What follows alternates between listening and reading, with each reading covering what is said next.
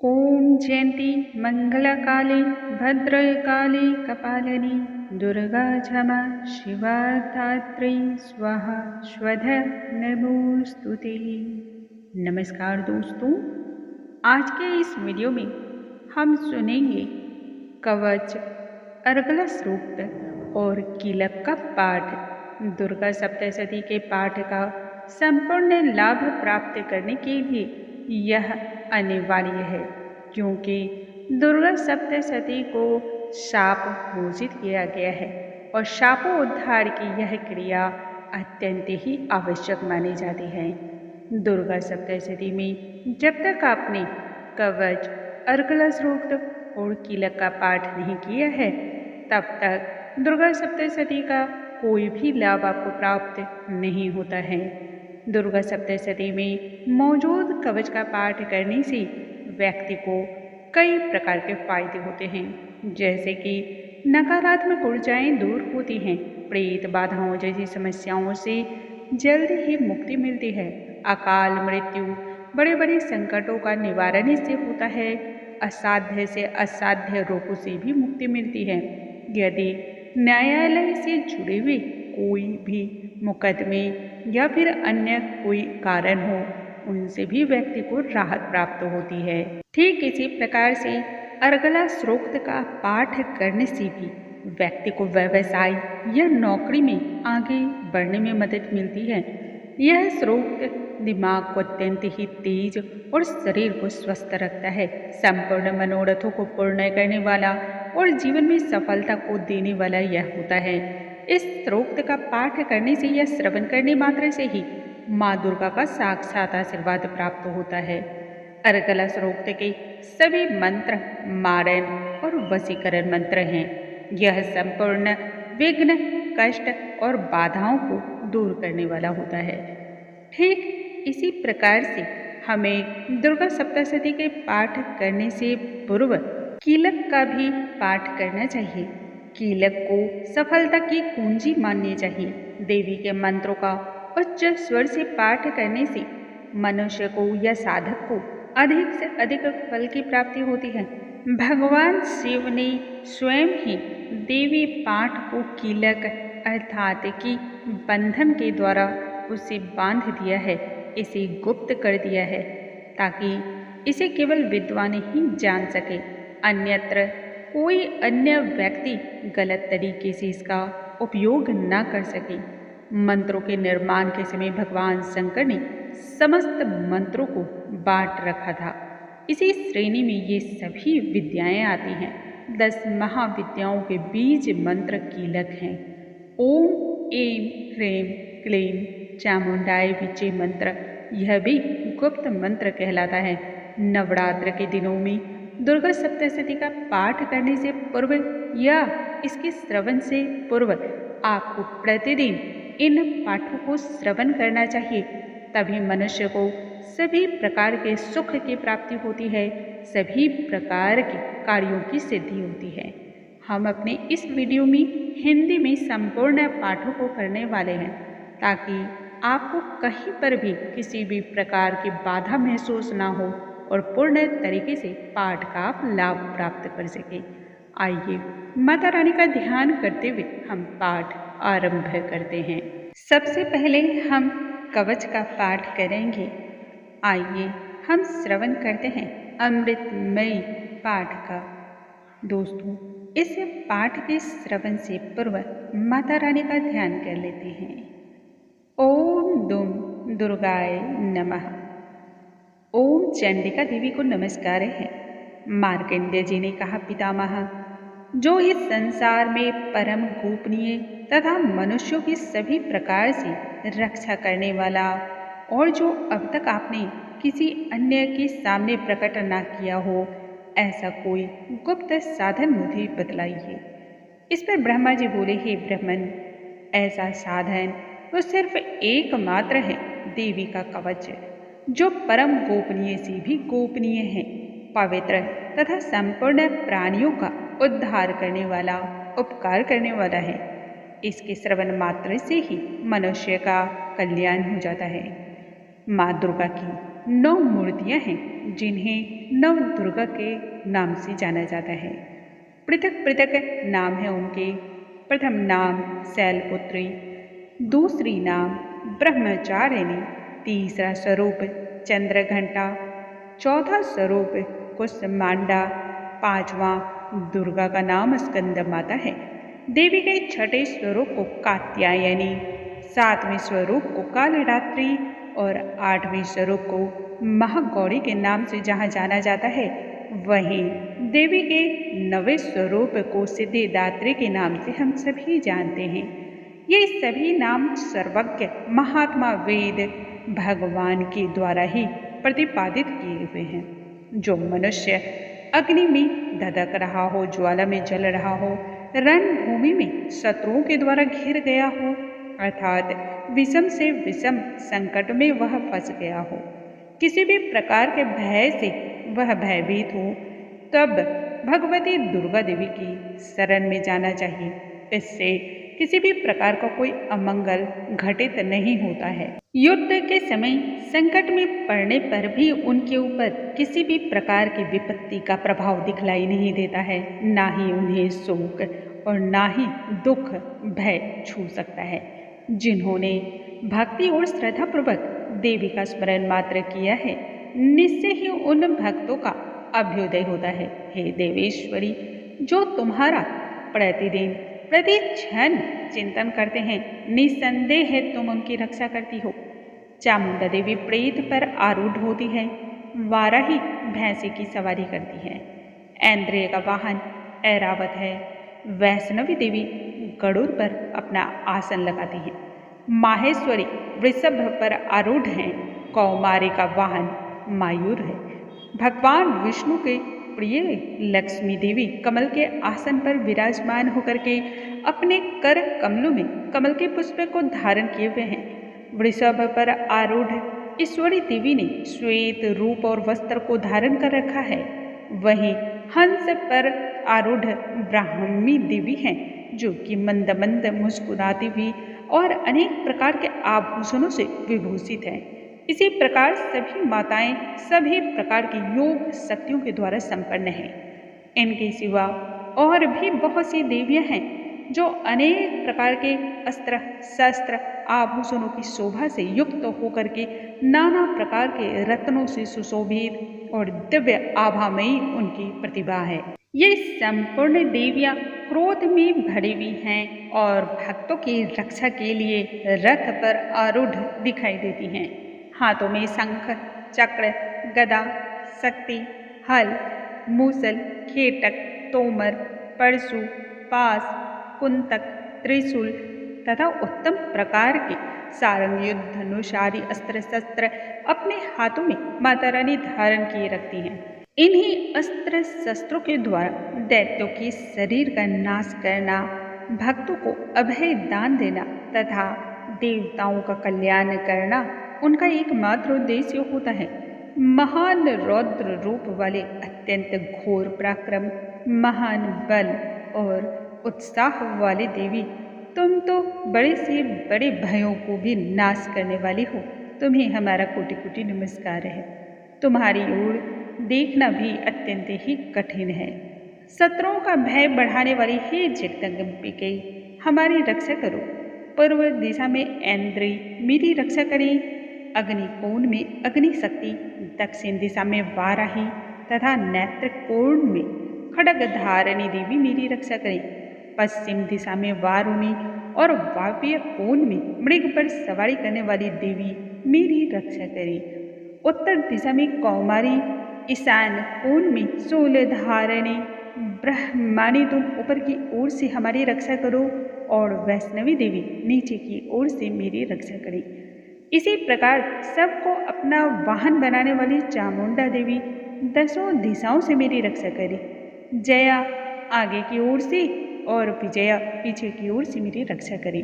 वाम भाग में अजिता और दक्षिण भाग में अपराजिता मेरी रक्षा करें।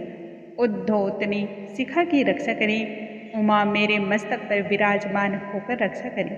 ललाट में माला धरी रक्षा करें। यशस्विनी देवी मेरी भौं की रक्षा करे। भौं के मध्य भाग में त्रिनेत्रा और नथुनों की यम घंटा देवी रक्षा करे। दोनों नेत्रों के मध्य भाग में शंखिनी और कानों के द्वार वासिनी रक्षा करे। कालिका देवी कपोलों की तथा माँ भगवती सांकड़ी कानों के मूल भाग की रक्षा करे। नासिका में सुगंधा और ऊपर के होठ में चर्चिका देवी रक्षा करे। नीचे की होठ में अमृत कला, जिह्वा में सरस्वती, कौमारी धातु की और चंडिका कंठ प्रदेश की रक्षा करे। चित्र घंटक गले की घंटे की और महामाया तालु में रहकर रक्षा करे। कामाक्षी ठोडी की सर्व मंगल मेरी वाणी की भद्र काली ग्रीवा में धनुर्धरी पृष्ठवंश अर्थात मेरुदंड की रक्षा करे। कंठ के बाहरी भाग में नीलग्रीवा और कंठ की नली में नलकोबड़ी रक्षा करे। दोनों कंधों में खड़गनी और दोनों भुजाओं की वज्रधारिणी रक्षा करे। दोनों हाथों में दंडनी, उंगलियों में अंबिका देवी रक्षा करे।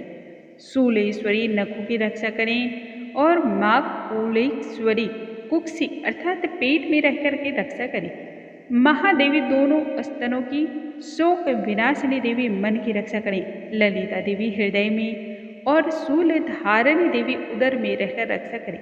नाभि में कामिनी, गुह्य भाग के गुह्येश्वरी देवी रक्षा करे। पूतना कामिका लिंग की और महेश वाहिनी गुदा की रक्षा करे। भगवती देवी कटी भाग में और विंध्यवासिनी घुटनों की रक्षा करें। संपूर्ण कामनाओं को देने वाली हे महाबला देवी दोनों पिंडलियों की आप रक्षा करें। नाड़ सिंही दोनों घुट्टियों की और तेजस्वी दोनों प्रकार के पृष्ठों के अग्रभाग की रक्षा करें। पैरों की उंगलियों की श्री देवी तलवासिनी पैरों के तलवों में रखकर रक्षा करें। अपनी दाढ़ों के कारण भयंकर दिखलाई देने वाली दृष्ट कराली देवी नखों की और केशों की उद्धर्व केसनी देवी रक्षा करें। रोमावलियों के क्षेत्रों में कौबेरी और त्वचा की वागीश्वरी देवी रक्षा करें। पार्वती देवी रक्त, मज्जा, वसा, मांस, हड्डी और मेद की रक्षा करें। आंतों की कालरात्रि और मुक्तेश्वरी देवी पित्त की रक्षा करें। मूलाधार आदि कमल कोशों में पद्मावती देवी और कफ में चूड़ामणि देवी स्थित होकर के रक्षा करें। नख के तेज की ज्वालामुखी देवी रक्षा करें। जिसका किसी भी अस्त्र शस्त्र से भेदन नहीं हो सकता है, वह अभेदा देवी शरीर की समस्त संधियों में रह करके विराजमान होकर के उनकी रक्षा करें। हे ब्रह्मानी, आप मेरे वीर्य की रक्षा करें। छत्रेश्वरी छाया की धर्मधारिणी मेरे अहंकार, मन, बुद्धि की रक्षा करें। हाथ में वज्र धारण करने वाली वज्र हस्ता माता रानी मेरे प्राण, अपान, व्यान, उदान और समान वायु की रक्षा करें। कल्याण से शोभित होने वाली माँ भगवती कल्याण शोभना मेरे प्राणों की रक्षा करें। रस, रूप, गंध, शब्द और स्पर्श इन विषयों का अनुभव करते समय योगिनी देवी रक्षा करें तथा सतत्व गुण, रजोगुण और तमोगुण की रक्षा सदैव नारायणी देवी करें। वाराही देवी आयु की, वैष्णवी देवी धर्म की रक्षा करें तथा चक्र को धारण करने वाली देवी यश, कीर्ति, लक्ष्मी, धन और विद्या की रक्षा करें। हे इंद्राणी, आप मेरे गोत्र की रक्षा करें। हे चंडिके, तुम मेरे पशुओं की रक्षा करो।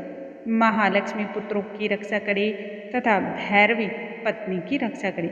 मेरे पथ की सुपथा तथा मार्ग की क्षेम करी रक्षा करें। राजा के दरबार में महालक्ष्मी रक्षा करें तथा सभी ओर से व्याप्त रहने वाली संपूर्ण भयों से मेरी विजया देवी रक्षा करें। देवी, जो स्थान कवच में नहीं कहा गया है, अर्थात जिसे साक्षात और स्पष्ट शब्दों से नहीं वर्णित किया गया है, अतः रक्षा से रहित है, वह सब तुम्हारे द्वारा सुरक्षित हो, क्योंकि तुम विजयशालिनी और पाप नाशनी हो। यदि अपने शरीर का मनुष्य भला चाहे तो बिना कवच के एक पग भी कहीं ना जाए। कवच का पाठ करके ही यात्रा को आरंभ करना चाहिए। कवच के द्वारा मनुष्य या साधक सभी प्रकार से सुरक्षित हो जाता है तथा जहाँ जहाँ भी जाता है वहाँ वहाँ उसे निश्चय ही लाभ की प्राप्ति होता है, क्योंकि यह संपूर्ण कामनाओं को सिद्ध करती है और विजय को प्राप्त कराने वाली होती है।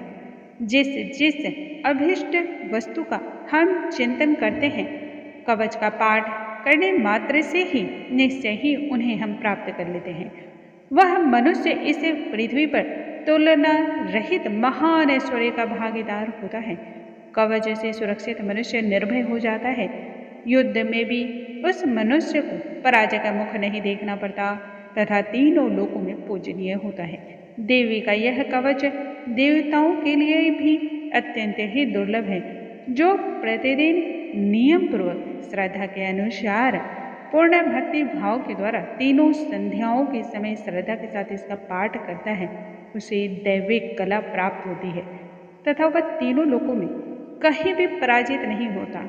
इतना ही नहीं बल्कि वह अपमृत्यु से रहित होकर के 100 से भी अधिक वर्षों तक जीवन को प्राप्त करता है। मकड़ी, चेचक और कोढ़ जैसी व्याधियां भी नष्ट हो जाती हैं।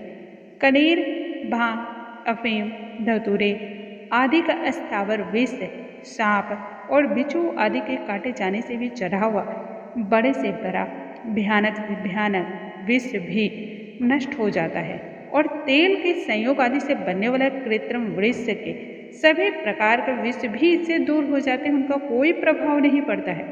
ठीक इसी प्रकार मारन, मोहन आदि जितने भी प्रकार के आभिचारिक प्रयोग होते हैं, इस पाठ के मात्र करने से ही सभी प्रकार के आभिचारिक प्रयोग नष्ट हो जाते हैं। जितने भी प्रकार के मंत्र, यंत्र, तंत्र होते हैं, वे सभी इस कवच को हृदय में धारण कर लेने पर मनुष्य को देखते ही वहां से भाग खड़े होते हैं। इतना ही नहीं, पृथ्वी पर विचरने वाले ग्राम देवता, आकाशचारी देव विशेष, जल के संबंध से प्रकट होने वाले गण, उपदेश मात्र से सिद्ध होने वाले निम्न कोटि के देवता, अपने जन्म के साथ प्रकट होने वाले देवता, कुल देवता, कंठमाला, डाकनी, साकनी तथा अंतरिक्ष में विचरने वाली अत्यंत ही बलवती भयानक डाकनिया, साकनिया, ग्रह, भूत, पिशाच, यक्ष, गंधर्व, राक्षस, बेताल, ब्रह्म राक्षस, कुष्मांड और भैरव आदि अनिष्ट कारक देवता भी हृदय में कवच धारण किए रहने पर उस मनुष्य को देखते ही वहां से भाग खड़े होते हैं। कवचधारी पुरुष, कवचधारी साधक सदैव सम्मान को प्राप्त करता है और वृद्धि को पाता है। यह कवच मनुष्य के तेज की वृद्धि कराने वाला और उत्तमों में उत्तम है। कवच का पाठ करने वाला व्यक्ति, साधक सदैव कीर्ति से विभूषित होकर के भूतल पर अपने सुयश के साथ साथ वृद्धि को पाता रहता है। जो पहले कवच का पाठ करके उसके बाद सप्तशती चंडी का पाठ करता है, उसकी जब तक इस पृथ्वी पर वन, पर्वत, कानन टिकी रहती है, तब तक यहाँ पुत्र, पौत्र आदि संतान परंपरा बनी रहती है। फिर देह के अंत होने पर वह साधक भगवती महामाया के प्रसाद से उस नित्य परम पद को प्राप्त करता है, जो कि देवताओं के लिए भी अत्यंत ही दुर्लभ है। माता रानी ऐसे साधकों को सदैव अपने चरणों में स्थान देती है। वह सुंदर दिव्य रूप को धारण करता है और कल्याण में शिव के साथ आनंद का भागी होता है। इस प्रकार से आज के इस वीडियो में हमने सुना देवी कवच का पाठ। दोस्तों, अगले वीडियो में हम अर्गला सूक्त का पाठ करेंगे, जिसके पाठ के श्रवण मात्र से ही मनुष्य के बड़े बड़े कष्टों का निवारण हो जाता है और उससे सभी प्रकार की सिद्धियों की प्राप्ति होती है। दोस्तों, दुर्गा सप्तशती का पाठ नवरात्र के दिनों में सुनने मात्र से ही प्रभुत्व को प्राप्त होता है। मनुष्य के सब कार्य सिद्ध होते हैं और उनमें दैवीय गुणों का विकास होता है। कल के वीडियो में हम फिर से मिलेंगे। कमेंट बॉक्स में ओम दुम दुर्गाय लिखना बिल्कुल ना भूलें। ओम दुम दुर्गाय लिखना बिल्कुल ना भूलें। नमस्कार दोस्तों, आप सभी को नवरात्रि की बहुत सारी शुभकामनाएं। माता रानी की कृपा सदैव आप पर और आपके समस्त परिवार पर सदैव बनी रहे और सभी कष्टों का निवारण होता रहे।